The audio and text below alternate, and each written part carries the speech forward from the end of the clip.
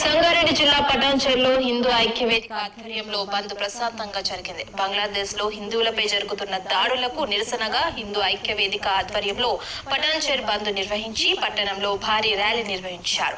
హిందువులపై బంగ్లాదేశ్ లో జరుగుతున్న మరణ కాండకు నిరసనగా వారికి సంఘీభావంగా హిందూ ఐక్యవేదిక బంద్ నిర్వహించిందని నాయకులు తెలిపారు. ఇంటి గడప వరకే కులమని, బయటికి వస్తే భారతీయులమని వారు అన్నారు. హిందువులపై జరుగుతున్న దాడులను ప్రతి ఒక్కరూ ఖండించాలని వారు పిలుపునిచ్చారు. ఊరుకుంటే భారతదేశం కూడా బంగ్లాదేశ్ అవుతుందని, ప్రతి హిందువు దీన్ని గమనించి ఐకమత్యంగా ఉండాలని అన్నారు.